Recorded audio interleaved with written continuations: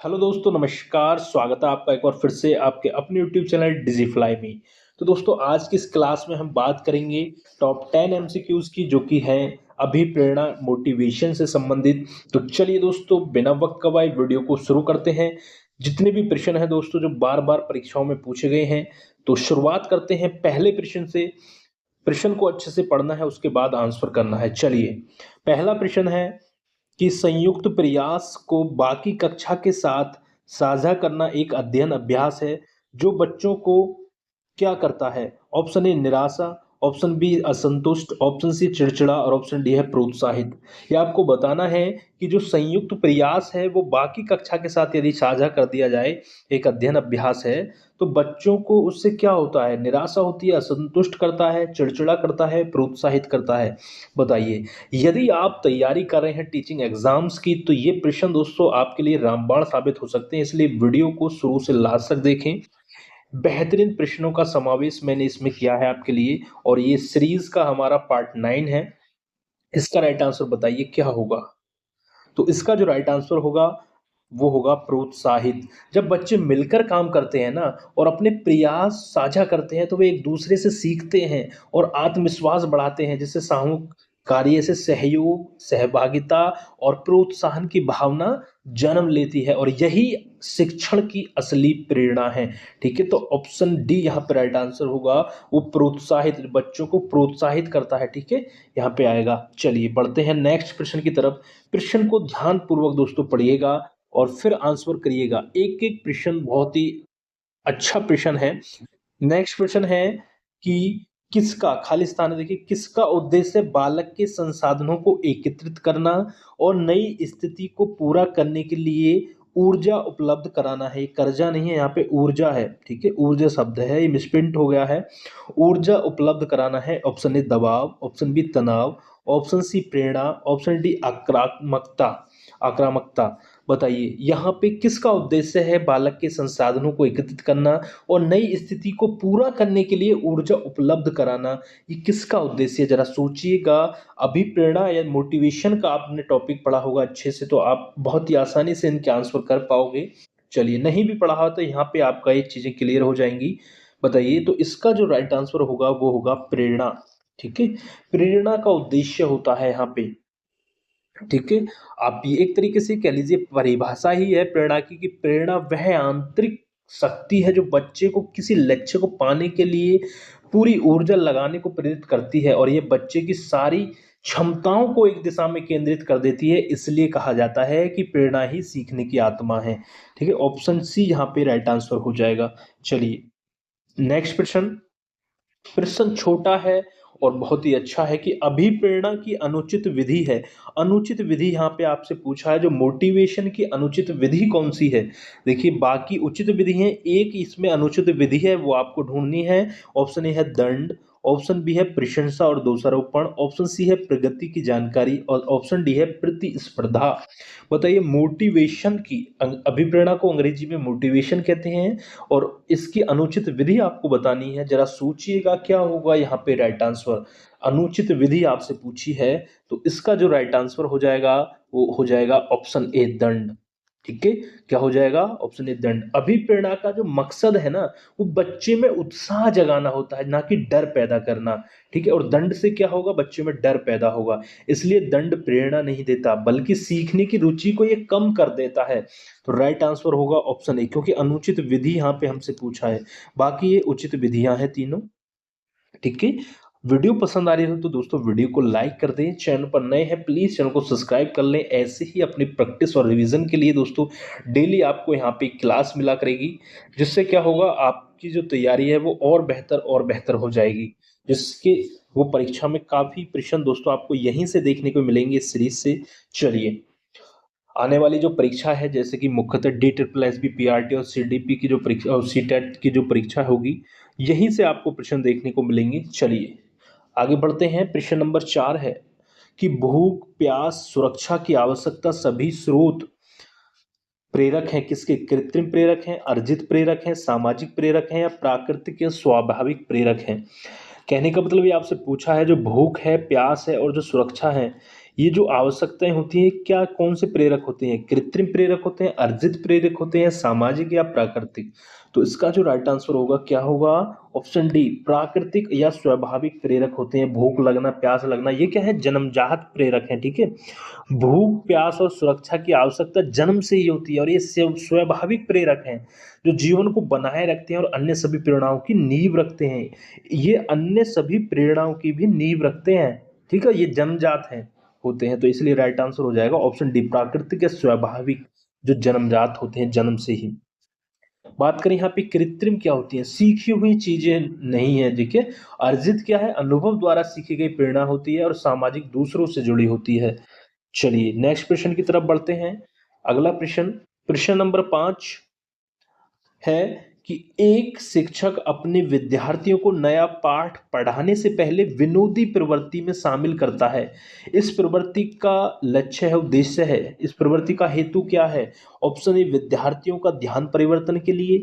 Option B है विद्यार्थियों को प्रेरित करना और ऊर्जा से भर देना। ऑप्शन सी है शिक्षक का कार्यभार कम करना। ऑप्शन डी है पढ़ाई से पहले विद्यार्थियों को शिस्तबद्ध करना। तो यहाँ पे क्या होगा, जरा सोचिएगा इसका राइट आंसर क्या करता है। प्रश्न क्या कह रहा है कि एक शिक्षक है, वो अपने विद्यार्थी को कोई नया पाठ पढ़ाने से पहले उनसे विनोदी प्रवृत्ति में शामिल कर लेता है। उन्हें विनोदी प्रवृत्ति में शामिल कर लेता मतलब कुछ थोड़ा बहुत उसको हंसा वगैरह, बच्चों को हंसा देता है। विनोदी प्रवृत्ति का मतलब, कहने का मतलब ये है बच्चों में उत्साह बढ़ा देता है, उनको हंसा से थोड़ा सा खुशी उत्पन्न कर देता है उनमें। तो ये क्यों करता है? इसका उद्देश्य क्या है शिक्षक का? ये आपसे पूछा है। तो इसका उद्देश्य क्या है आपसे पूछा है? विद्यार्थियों को प्रेरित करना और उनमें ऊर्जा भर देना। ऑप्शन बी यहाँ पे राइट आंसर होगा। कक्षा में हल्का हास्य बच्चों को उत्साहित करता है और डर या तनाव घटाता है, जिससे सीखने की ऊर्जा को क्या है, बढ़ जाती है वो सीखने की ऊर्जा। ठीक है, ऑप्शन बी यहाँ पे राइट आंसर होगा। चलिए आगे बढ़ते हैं अगले प्रश्न की तरफ। अगला प्रश्न है अधिगम प्रक्रिया में अभिप्रेरणा। अधिगम प्रक्रिया में अभिप्रेरणा, ऑप्शन ए शिक्षार्थियों की स्मरण शक्ति को तीक्ष्ण करती है। ऑप्शन बी है पुराने अधिगम में नवीन अधिगम को भिन्न करती है। ऑप्शन सी है शिक्षार्थियों को एक ही दिशा में विचार करवाती है। ऑप्शन डी है तरुण शिक्षार्थियों के बीच अधिगम को रुचिकर बनाती है। तो अधिगम प्रक्रिया में अभिप्रेरणा, अधिगम का मतलब, यदि कुछ बच्चे समझ नहीं पा रहे, अधिगम मतलब होता है सीखना। ठीक है, अधिगम का मतलब क्या होता है? सीखना। सीखने की प्रक्रिया में अभिप्रेरणा, मोटिवेशन क्या करती है? तो ये इसका जो राइट आंसर होगा, तरुण विद्यार्थियों के बीच अधिगम को रुचिकर बनाती है। क्या करती है? रुचिकर बनाती है। ये आप ध्यान रखेंगे। ठीक है, अभिप्रेरणा वह शक्ति है, देखिए एक बार और अच्छे से समझिएगा कि अभिप्रेरणा, मोटिवेशन वह शक्ति है जो सीखने को बोझ नहीं मजेदार बनाती है। और यही कारण है कि प्रेरित विद्यार्थी जो होते हैं, मोटिवेटेड विद्यार्थी जो होते हैं, वो जल्दी सीखते हैं। ठीक है, इसलिए मोटिवेशन बहुत जरूरी है सीखने के लिए। चलिए प्रश्न नंबर 7 है कि किसका, खालिस्तान है यहाँ पे, कि किसको अभिप्रेरित शिक्षण का चिन्ह माना जाता है? ऑप्शन ए कक्षा में अधिगम, अधिकतम उपस्थिति। ऑप्शन बी शिक्षक द्वारा प्रदत्त उपचारात्मक कार्य। ऑप्शन सी है छात्रों द्वारा प्रश्न पूछे जाना। ऑप्शन डी है कक्षा में नीरवता। बताइए किसको अभिप्रेरित शिक्षण का चिन्ह माना जाता है? ये आपसे पूछा है प्रश्न नंबर 7। तो इसका राइट आंसर क्या होगा? छात्रों द्वारा प्रश्न पूछे जाना। क्या होगा राइट आंसर? छात्रों द्वारा प्रश्न पूछे जाना। जो छात्र प्रश्न पूछते हैं वही वास्तव में सीखना चाहते हैं, और प्रश्न पूछना प्रेरित मन का सबसे बड़ा प्रमाण है। इसलिए राइट आंसर होगा ऑप्शन सी, छात्रों द्वारा प्रश्न पूछना। दोस्तों कैसे लग रहे हैं प्रश्न? दोस्तों एक बार लाइक करके जरूर बताइएगा दोस्तों, और ज़्यादा से ज़्यादा वीडियो को शेयर कर दीजिएगा ताकि उन सभी लोगों तक ये वीडियो पहुंचे जो टीचिंग एग्जाम्स की तैयारी करते हैं। ठीक है, और हमारे चैनल से जुड़ जाएं दोस्तों, ऐसे ही टीचिंग एग्जाम्स की तैयारी के लिए और जितने भी कॉम्पिटिटिव एग्जाम होते हैं उन सभी के लिए हमारे साथ जुड़ जाएं। यहाँ पे जीएस वगैरह की क्लासेस आपको देखने को मिलेंगी और आपकी करंट अफेयर हुआ।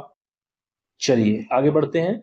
अगला प्रश्न है कि निम्नलिखित में से क्या बच्चे की समाज मनोवैज्ञानिक आवश्यकताओं को से संबंधित नहीं है? आपसे पूछा है कि निम्नलिखित में से क्या बच्चे की समाज मनोवैज्ञानिक आवश्यकताओं से संबंधित नहीं है, आपसे पूछा है।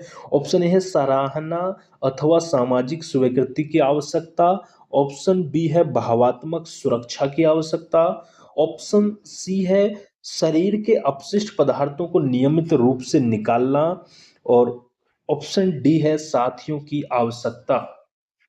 तो यहाँ पे समाज मनोवैज्ञानिक आवश्यकताओं से कौन संबंधित नहीं है? तो इसका राइट आंसर होगा शरीर के अपशिष्ट पदार्थों को नियमित रूप से निकालना। ऑप्शन सी यहाँ पे राइट आंसर होगा। क्यों? समाज मनोवैज्ञानिक आवश्यकताएं जो है वे हैं जो व्यक्ति के दूसरों से संबंध और भावात्मक जुड़ाव से जुड़ी हों, जैसे स्वीकृति सुरक्षा और साथियों की आवश्यकता। ठीक है, स्वीकृति सुरक्षा और साथियों की आवश्यकता। ऑप्शन सी यहाँ पे राइट आंसर होगा क्योंकि ये संबंधित नहीं है। चलिए बढ़ते हैं अगले क्वेश्चन की तरफ। प्रश्न नंबर 9 है कि एक छात्र चिकित्सा महाविद्यालय में प्रवेश हेतु प्रवेश परीक्षा में सफल होने के लिए कड़ी मेहनत करता है। छात्र को अभिप्रेत कहा जा सकता है अनुभव से, स्वतः, अन्य से या व्यक्तिगत रूप से। मतलब प्रश्न क्या है, एक बार समझिएगा कि एक छात्र है और वो चिकित्सा महाविद्यालय में प्रवेश लेने के लिए जो परीक्षा होती है उसके लिए कड़ी मेहनत करता है। तो वे जो छात्र है वो अभिप्रेरित है, मोटिवेटेड है किससे?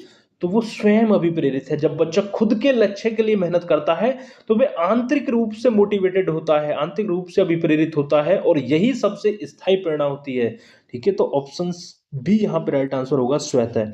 क्योंकि जो अभिप्रेरणा मोटिवेशन होती है वो दो प्रकार का होता है, आंतरिक और बाह्य। तो यहाँ पे आंतरिक मोटिवेशन है यहाँ पे, तो इसलिए राइट आंसर हो जाएगा ऑप्शन बी। चलिए बढ़ते हैं लास्ट प्रश्न की तरफ इस वीडियो का। अच्छे से पढ़िएगा और आंसर करिएगा कि अभिप्रेरणा के सिद्धांत के अनुसार एक शिक्षक अधिगम को बढ़ा सकता है। मोटिवेशन के सिद्धांत के अनुसार एक जो टीचर है वो सीखने को बढ़ा सकता है। ऑप्शन ए अपेक्षाओं के समान मानकों की स्थापना द्वारा, छात्रों से कोई भी अपेक्षा न रखते हुए, अत्यंत उच्च अपेक्षाएं स्थापित करके, या ऑप्शन डी है छात्रों से यथार्थ अपेक्षाएं स्थापित करके। तो क्या होगा यहाँ पे राइट आंसर? देखिए जो राइट आंसर होगा वो होगा छात्रों से यथार्थ अपेक्षाएं स्थापित करके, ऑप्शन डी।